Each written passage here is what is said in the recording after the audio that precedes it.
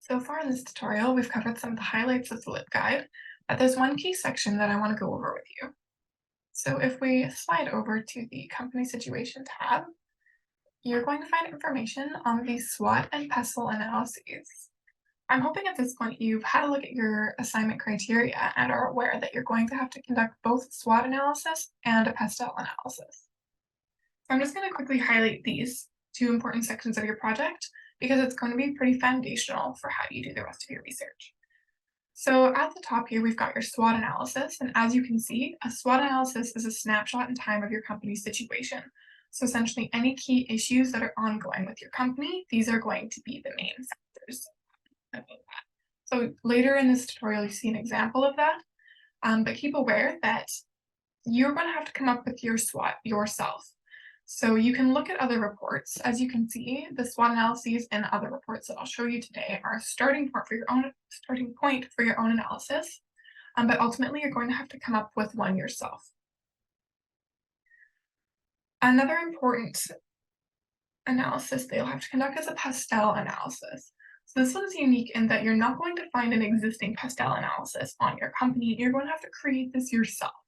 So as you can see, PESTEL stands for political, economic, social, technological, environmental, and legal.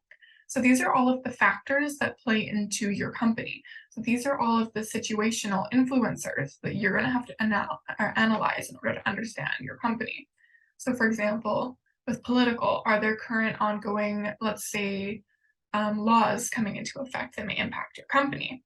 Ditto for economic. We may be going into a recession here with the COVID situation. Is that something that may affect your company?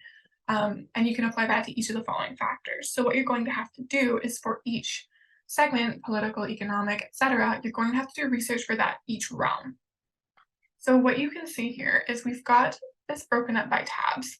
So for example, political, it talks about some of the things I just mentioned here, but it also recommends some websites where you can find information. So the plus side of this is it not only tells you kind of what things you need to look for, it tells you where to look for them. And you're going to find that in every tab. Some of them may be the same resources because there is some crossover, but the bottom line is you have some great starting points for your research here.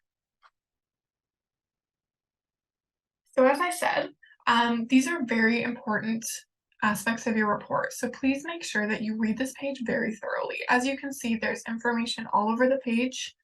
Help, I can't find my SWOT, updating your SWOT, locating. There's a lot of really good information. So before you ask your prof for help, take a look at your assignment criteria and take a look at this page on the guide because it's a fantastic starting point. In subsequent videos, we'll get into how you can conduct the research on these resources, so don't worry, you'll have some direction on how to use them.